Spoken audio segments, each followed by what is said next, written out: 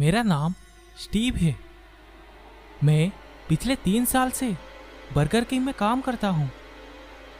परिवार माने तो मेरे 2 छोटे बहनें हैं जिनकी जिम्मेदारी मैं खुद ही लेता हूँ। मेरे पढ़ाई अच्छे कॉलेज में हुई थी, पर डिग्री के बाद नौकरी कमी के कारण मैं वहीं का वहीं रह गया। पर क्या करूँ, जो भी है मैं खुश हूँ।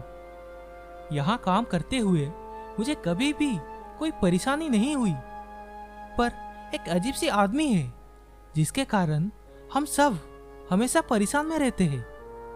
आप लोग ये सोच रहे होंगे कि वो शायद मेरे मैनेजर है, पर वैसा नहीं है। हमारे मैनेजर बहुत ही अच्छी है और हमेशा हमारे ऊपर अच्छे से पेश आती है, पर एक रेगुलर कस्टमर है जो कि हमेशा हमारे स्टाफ को परेशान करता है, खास करके फीमेल स्टाफ को। उसका नाम है मिस्टर बेक और वो एक बहुत ही ज़्यादा मोटा इंसान है। मैं अपनी ज़िंदगी में उससे ज़्यादा अजीब इंसान आज तक नहीं देखा है। वो मोटा है इसीलिए अजीब नहीं, पर वो बहुत ही ज़्यादा क्रीपी है। तो आप लोगों को वो इंसान के बारे में बता दूं। वो इंसान बहुत ही ज़्यादा मोटा है। वो इतना मोटा है कि वो अपने पैरों पर ठीक से चल नहीं पाता है, इसीलिए वो हमेशा एक व्हील चेयर में बैठकर आता है।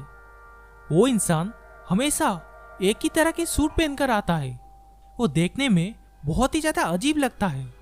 रेस्टोरेंट में सब जानते हैं कि वो बहुत ही ज़्यादा मोटा है, पर फिर भी वो हमेशा स्पाइसी और ऑयली फूड ऑर्डर करता है। उस आदमी का हमेशा एक रेगुलर ऑर्डर रहता था कि वो 2 लार्ज बर्गर, फ्रेंच फ्राई और चॉकलेट मिल्कशेक लेता था। क्योंकि वो आदमी हमारे रेगुलर कस्टमर है, इसीलिए हमारे मैनेजर ने कहा कि उसे अच्छे से ट्रीट करे।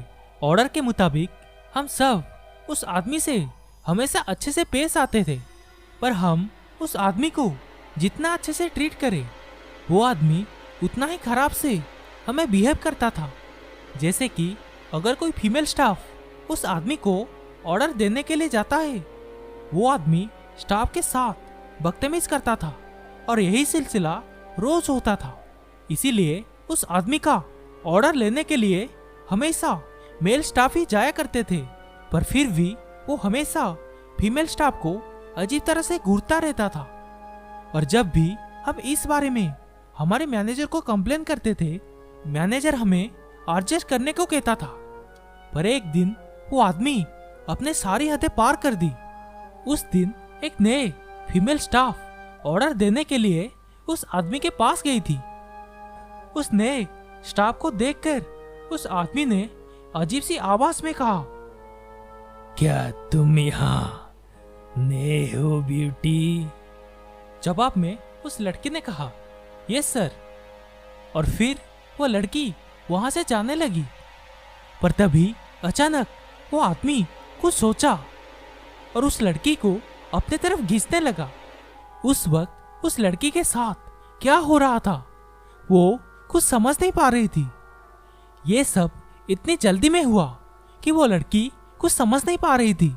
और उसी वक्त उस मोटा आदमी ने कहा, हे ब्यूटी, अगर तुम मुझे अपनी हाथों से खाना खिला दोगी तो मैं तुम्हें बहुत पैसा दूंगा। ये देखकर उस लड़की ने अपनी पूरी ताकत से वहां से जाने की कोशिश कर रही थी, पर वो वहां से निकल ही नहीं पा रही थी। ये देखकर मैं तुरंत उस आदमी के पास गया और उस लड़की को उस आदमी से छुड़ाने लगा। फिर मैंने उस आदमी को कहा, सर अब जल्दी ही यहाँ से जाइए, वरना मैं पुलिस को बुला लूंगा। जवाब में उस आदमी ने कहा, तुम मुझे अरेस्ट करवाओगे? तुम अपने आप को क्या सोचते हो? उस आदमी को देखकर उस वक्त मुझे इतना गुस्सा आ रहा था कि मैं अपने आप को रोक ही नहीं पा रहा था। पर फिर भी मैं अपने आप को रोका और उस आदमी को कहा, सर आप सही हो। पुलिस आपको अरेस्ट नहीं कर सकता क्योंकि आप जेल में फिट नहीं होगे। जेल में जाने के लिए आपको वजन घटाना होगा। ये सुनकर आसपास सभी जोर जोर से हंसने लगे, पर उस मोटा आदमी ने बहुत ही ज्यादा चिढ़ गया और गुस्से से वो चेयर से उठने की कोशिश करने लगा, पर वो चेयर से उठ ही नहीं पा रहा था। बहुत ही कोशिश के बाद वो चेयर से उठ गया और नीचे गिर गया। ये देखकर सारे लोग जोर जोर से हंसने लगे और अचानक वहां पर पुलिस भी आ गया। पुलिस ने उस आदमी को चेयर पर बैठाया और उसके बाद उसे अरेस्ट किया। तब हम सबने उस आदमी के नाम पर कंप्लेन लिखवाया। उस दिन के बाद हम सबको कोई दिक्कत नहीं आई क्योंकि वो आदमी जेल में था। उस दिन के बाद वो आदमी कभी भी रेस्टोरेंट में दिखाई नहीं दिया और हम टेंशन फ्री हो गए। पर कुछ ही हफ्ते के बाद किसी अनजान आदमी ने अपने लिए खाना ऑर्डर किया, वो भी सेम खाना जो उस मोटा आदमी ने हर रोज ऑर्डर करता था। उस ऑर्डर के मुताबिक उस ऑर्डर को एक बड़े बंगले में डिलीवर किया गया और यही ऑर्डर रोज हो रहा था।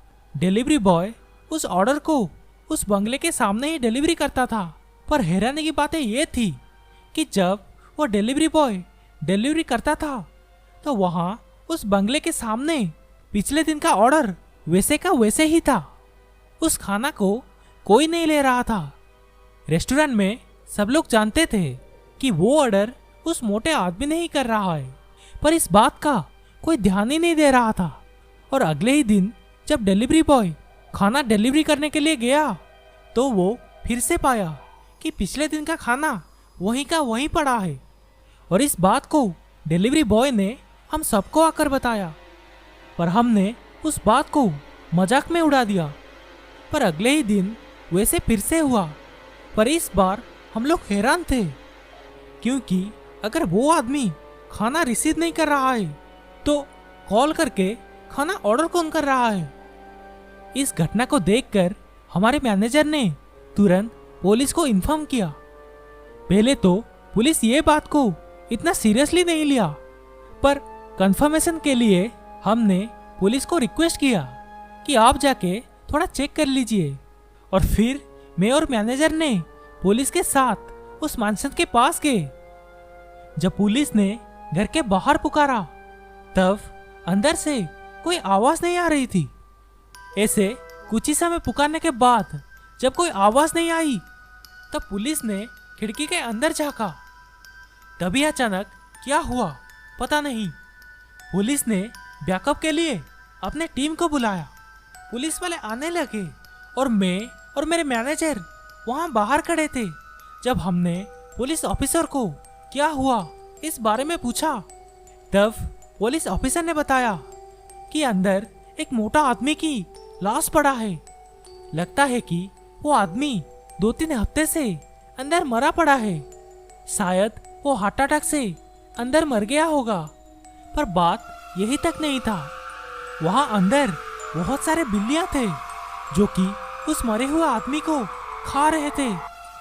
शायद वो बिल्लियां उस आदमी के पालतू थे और घर बंद होने के कारण वो बिल्लियां 2-3 हफ्ते से उस आदमी के लाश को खा रहे थे। उस वक्त मैं और मेरे मैनेजर का हालत खराब हो गया था। हम क्या करें कुछ समझ नहीं आ रहा था। कुछ समय के बाद उस मरे हुए आदमी के लाश को बाहर लाया गया। उस समय इतनी अजीब सी स्मेल आ रही थी कि हम सह नहीं पा रहे थे, पर हम इस बात पे हैरान थे। अगर 2-3 हफ्ते से मिस्टर बेक मर चुका है तब कॉल करके खाना ऑर्डर कौन कर रहा था।